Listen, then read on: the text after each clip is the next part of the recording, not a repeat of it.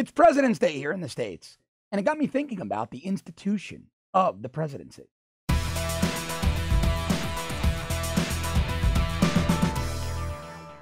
Well, it's President's Day, and it got me thinking about the office of the president, the institution of the presidency.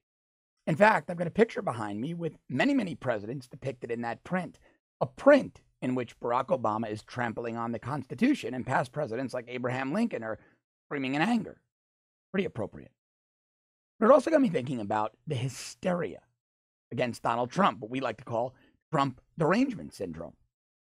See, Trump is a president in the vein of the founding fathers. Now, I know the left would laugh at me and then they would mock me for saying that. I'm not saying that Trump is a Thomas Jefferson or a George Washington. Every president was unique in their own way. What I'm saying is Donald Trump is a president like the founding fathers in terms of his unwavering love for this nation, his unwavering love for the opportunities and his understanding of the opportunities this nation affords every American. Donald Trump is labeled a racist, much like earlier presidents, the founding fathers, were called hateful names by the Tories, the loyalists to the British Crown.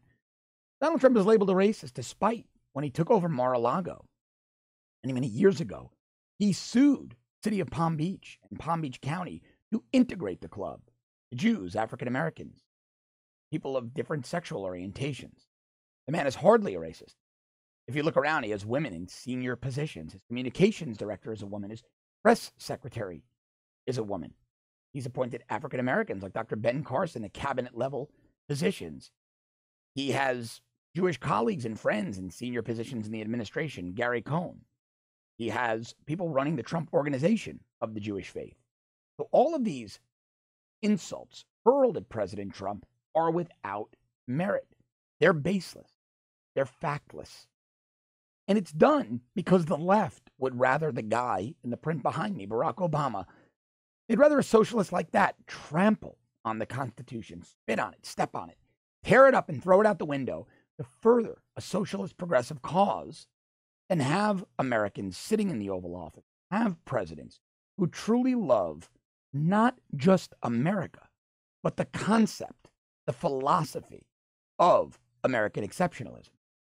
American exceptionalism, where you can be anything you want to be, where a guy from Queens like Donald Trump can take millions, turn it into billions, and become president of the United States. He wasn't from a Bush line or a Kennedy line, those lines of self-perceived American royalty who feel entitled to the presidency. No, he was a real estate guy from Queens who hit it big, wanted to run for president, despite the establishment throwing 17 campaign experience, well-funded opponents against him. Opponents he picked off one by one. And you know how Donald Trump picked them off one by one? Well, sure. It was his own style of knowing how to insult and knowing how to push their buttons and knowing how to really peg and exploit their insecurities. But at the end of the day, it was you, the voter. It was me. It was all of us. We were sick. We were sick and tired of progressivism. We were sick and tired of the institution of the presidency being insulted by people like the Clintons, who literally disgraced the Oval Office, people like Obama, who apologized for America. Apologized for America. The greatest force of good the world has ever known, a nation that has freed billions from oppression, a nation that welcomed in African Americans, a nation that welcomed in Italian immigrants, Jewish immigrants, a nation that went to war on behalf of African Americans with itself over slavery. If that isn't exceptional, what is? A nation where a black man became president of the United States, and that terrified the left more than anything, because that was a symbol. That was a loud and clear message that the progressive policies don't work. That African Americans are not less. They're not inferior. That they can achieve the same goals as white Americans. That every American has a level playing field in this nation. If Barack Obama, a kid from a broken home who barely knew his dad, an immigrant from Africa who never even immigrated to the U.S., he just came and visited, somebody who by all accounts If you look at the sociological and criminological models, Barack Obama should never have gone to Harvard Law School. Barack Obama should never have gone to good colleges, and he certainly shouldn't have been president of the United States. Statistically, Barack Obama should have never gotten near the presidency, but he did. And he did for one reason: American exceptionalism. The fact that everyone here is equal, despite the left telling you there isn't, despite the left screaming about racism and anti-Semitism and anti-gay and this and that, and everything is terrible and everything is horrible if you're patriotic. And doesn't the facts, the facts, don't they really contradict the left's narrative? Because the left's narrative has now become patriotism equals white supremacy. Patriotism equals some kind of Nazi-esque nationalism. Nothing could be further from the truth.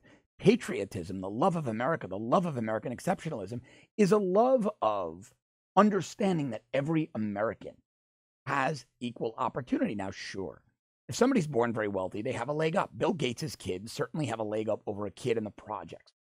I'm not naive. That's not what I'm saying. But what I'm saying is that kid in the projects has a shot in America that he doesn't have in other places. There are opportunities for him to get a better education. There are programs to get him on an executive track if he takes an entry-level job in a large corporation. There are ways for him to climb the chain. He can walk into a McDonald's and get a job and bank a little money. And that's a start. It's a learning of responsibility. It's a learning of showing up on time, the most rudimentary basic skills you need to succeed in life. Accountability to management, a work ethic, customer service, understanding how to deal with customer temperaments, deadlines, just rush orders if you're busy. The simplest job gives you the tools you need to succeed in America. And that's the crux of American exceptionalism. And so when I look at the presidency on this President's Day, I look at the presidents that have made America exceptional. I look at the presidents who understand America is exceptional and who have worked toward that American exceptionalism. Well, then I look at the presidents that focus on globalism, on progressivism, on socialism, on wanting America to be more like countries that we have had to go to war to free. Seems kind of silly, doesn't it? And when I look at those two things, I realize there's two common threads. The former, the ones who love American exceptionalism, who believe in America, who want America to be better, who want America to lead the world, well, they tend to be conservative.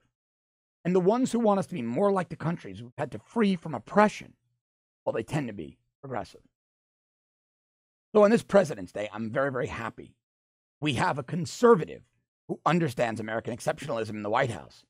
And I just hope we keep one there long after Donald Trump's term. If you like this content, please subscribe to our premium service at www.therebel.media/shows. If you're already a subscriber, thank you very, very much. Don't forget to check out my longer show, Off the Cuff Declassified, right here on The Rebel. It's a full hour of this content. Great guests. You're going to love it. Go to the App Store. I keep telling you this because I really mean it. Go to the App Store, download the Rebel app. It's awesome. Really, really fast way to get all of our great content. And as always, thank you so much for watching. I'll be back with you tomorrow.